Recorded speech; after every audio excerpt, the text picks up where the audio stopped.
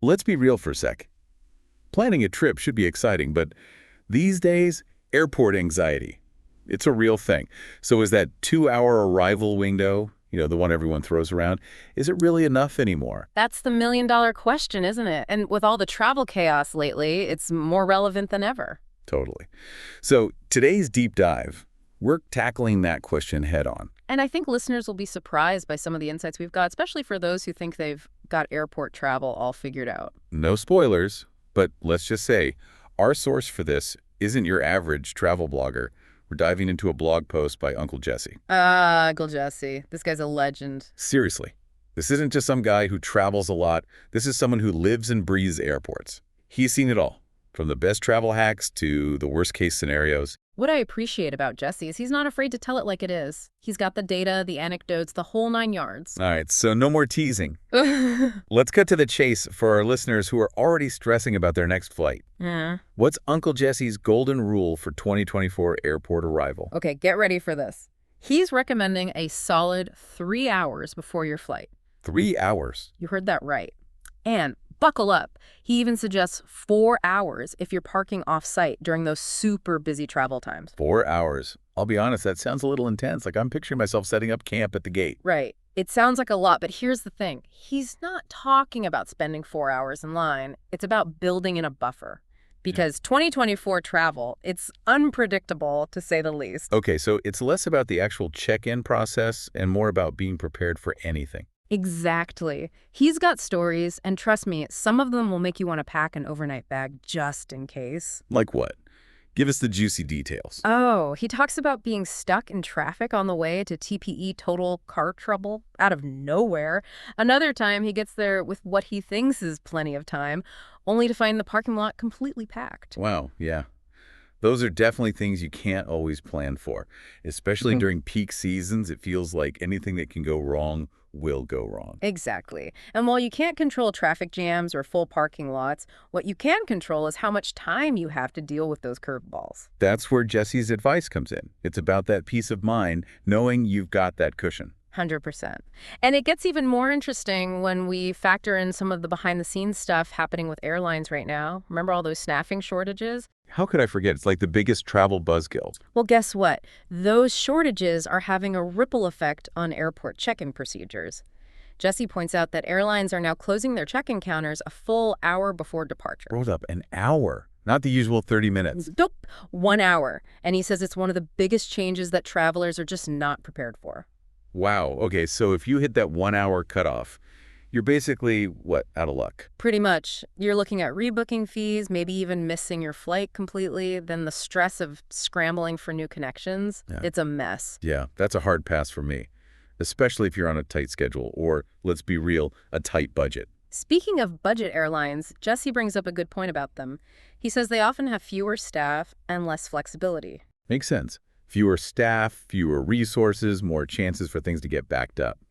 So we're potentially talking about arriving 4 hours early for international or peak season trips. Yeah. That's a lot. It's definitely something to think about, especially if you're someone who values a smooth, stress-free travel experience. And if anyone knows about stress-free travel, it's Uncle Jesse. Yeah, he's the king of smooth airport sailing.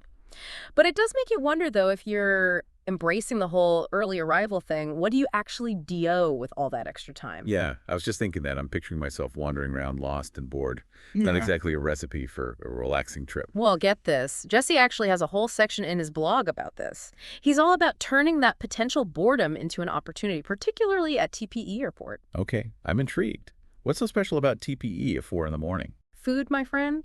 He raves about the dining options there, even as early as 4:1 p.m. when, get this, EVA Air opens their check-in counters. Wait, so he's saying get there when the counter opens? I never thought about that. Right, it's like he's cracked the code. He seems to know exactly which airlines open their check-in counters early so you can skip the lines altogether. Okay, that's actually genius. So instead of stressing about security lines, you're kicking back with a leisurely breakfast. I like his style. Exactly. Arrive early, enjoy that buffer, and treat yourself to a proper meal instead of, those sad airport sandwiches. Ugh, don't remind me.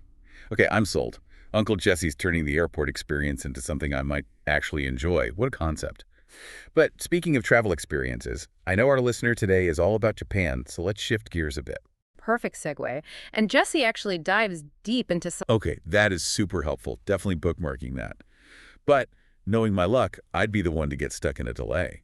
So what does Jesse recommend for navigating this whole train situation in Japan? Backup plans, my friend. He can't stress them enough, especially if you're relying on trains to get to the airport. Backup plans, okay. Ruh. Be prepared. Got it. Yeah. But what does that look like in action? Like specific steps? Think knowing alternative routes, having taxi numbers on hand. He even suggests considering an airport hotel, especially for those early morning flights, just in case. Right, because the last thing you want is to miss your flight because of something like a train delay. Being overprepared sounds pretty good right now. You know, this whole deep dive is making me think Uncle Jesse should really write a travel guide. Something catchy like stress-free travel, mastering the buffer. Right. He's totally onto something with this whole mindset shift. And it really makes you think, like, if this whole 3 or 4 hours early thing becomes the norm, shouldn't airports step up their game? What do you mean step up their game? Like, offer more stuff for us early birds? Exactly. Like, maybe those airport gyms you hear about will actually become, like, a thing, or they'll supersize those airport lounges. Imagine showing up crazy early and actually having somewhere to chill, grab some decent food, maybe even squeeze in a workout. Okay, now that's an airport revolution I can get behind. It's almost like we're talking about a whole new category of travel experience, the pre-flight experience. Totally. It makes you wonder, though, if we're tacking on all this extra time to our trips, how does that change the way we plan things? Oh, interesting point. So, like, do you adjust hotel bookings, factor in more time for getting to the airport, maybe even rethink your home work schedule around those early check-in times? It's wild to think about, right? This one little shift to early arrivals could totally change how we approach travel from start to finish. That's what I love about these deep dives. We start with a seemingly simple question, like, how early should I get to the airport? And bam, we're suddenly reimagining the future of travel itself. You said it. And who knows, maybe this conversation will spark some genius new inventions or services that'll make the whole travel game way smoother, less stressful, maybe even, dare I say, enjoyable. Now, that's a future I'm definitely on board with. Well, on that note, we'll be sure to include links to all of Uncle Jesse's blog posts and resources in the show notes. Definitely check those out. Especially that list of dining options at TPE sounds like a game changer. Seriously. But before we sign off, we want to hear from you. Have you noticed this shift towards earlier airport arrival times? What are your go-to tips and tricks for surviving, maybe even thriving, in this new world of air travel? Yeah, let's hear those airport hacks. What are your biggest travel anxieties? Share your stories, good or bad. We're all in this together, right? Sometimes a little shared wisdom is all it takes to turn a potential travel nightmare into a smooth landing. Until next time, everyone, safe travels.